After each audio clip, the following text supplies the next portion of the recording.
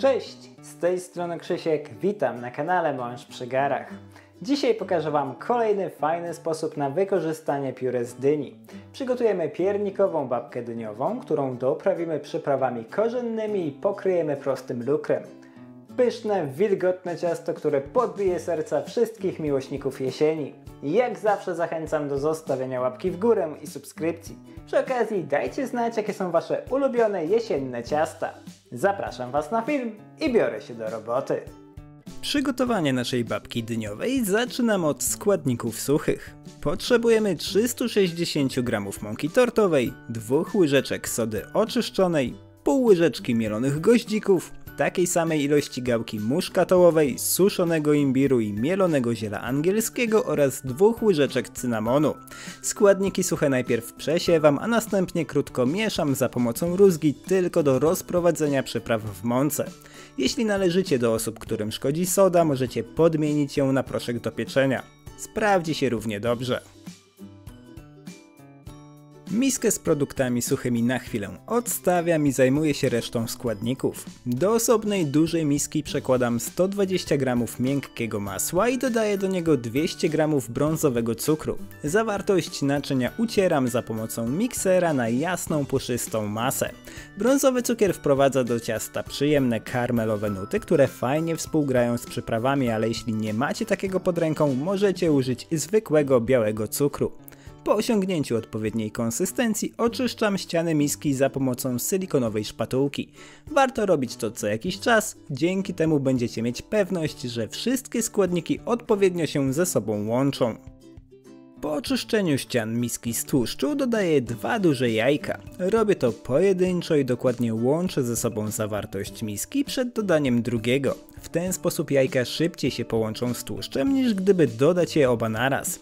Po dodaniu drugiego jajka zwiększam trochę obroty i ubijam całość do uzyskania jasnej, puszystej masy. Po uzyskaniu odpowiedniej konsystencji dodaję 400 g domowego pióre z dyni i krótko łączę je z tłuszczem za pomocą miksera na niskich obrotach tylko do rozprowadzenia dyni w tłuszczu. Następnie dodaję 120 ml syropu klonowego. Wlewam go cienkim strumieniem, stale mieszając całość na niskich obrotach. Na tym etapie masa będzie wyglądać, jakby chciała się rozdzielić. Jest to normalne i nie ma się czym przejmować. Zarówno syrop klonowy, jak i musy z dyni zawierają dużo wilgoci, a jak wiadomo ta niezbyt lubi się z tłuszczem. Jeśli nie macie pod ręką syropu klonowego, możecie użyć płynnego miodu, sprawdzi się równie dobrze. Po wlaniu syropu klonowego dodaję jeszcze łyżeczkę pasty waniliowej i krótko mieszam do całkowitego połączenia. Na tym etapie pozostaje nam już tylko dodać składniki suche. Ja to robię w 3 partiach, po kilka łyżek i za każdym razem krótko łączę ze sobą zawartość miski, tylko do chwili, kiedy przestaję widzieć mąkę w cieście. Nie miksujcie zbyt długo ciasta, bo jeśli je przemieszacie, całość stanie się ciężka i zbita, a nie o taki efekt nam chodzi. Ostatniej porcji mąki nawet nie próbuję wmieszać całkowicie. Łączę ją z ciastem tylko z grubsza, a następnie kończę mieszanie za pomocą silikonowej szpatułki i przy okazji oczyszczam ściany miski z mąki, która na nich pozostała. Tak przygotowane ciasto przekładam do natłuszczonej i wyłożonej papierem do pieczenia formy o rozmiarach 30 na 12 cm i rozprowadzam równą warstwą po całej powierzchni blaszki. Jeśli chcecie uzyskać lekko chrupiące boki ciasta, możecie wysmarować formę tłuszczem, a następnie posypać ją odrobiną bułki tartej. Ten sposób też będzie dobry.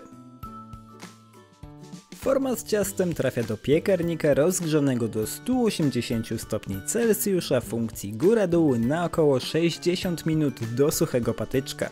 Każdy piekarnik piecze inaczej, dlatego warto sprawdzić ciasto po około 50 minutach i zdecydować o wydłużeniu lub skróceniu czasu pieczenia. Gotowe ciasto wyciągam z piekarnika i odstawiam w blaszce na około 10 minut do lekkiego wystudzenia. Następnie wyjmuję je z blaszki i studzę całkowicie na kratce. Godzinka lub 2 powinny wystarczyć.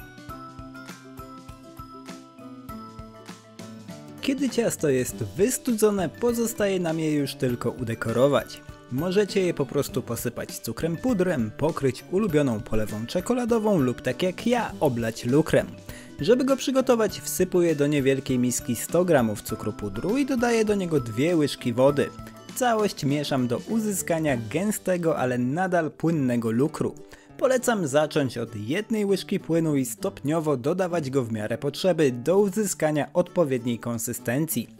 Tak przygotowanym lukrem polewam babkę dyniową. Ja to robię za pomocą łyżki, ale przyznam szczerze, że wygodniej byłoby przełożyć lukier do rękawa cukierniczego. Wybierzcie sposób, który bardziej wam odpowiada. Oblane lukrem ciasto odstawiam na godzinę do zastygnięcia polewy i gotowe. Można się częstować. Babka wychodzi niesamowicie wilgotna i puszysta. Zapach przypraw roznosi się po całej kuchni i sprawia, że ciężko jest się oprzeć kolejnym kawałkom ciasta. Całość w smaku mocno przypomina aromatyczny piernik, co sprawia, że babka dyniowa idealnie sprawdzi się zarówno na jesiennym, jak i świątecznym stole. Dajcie znać, czy przepis wam się spodobał.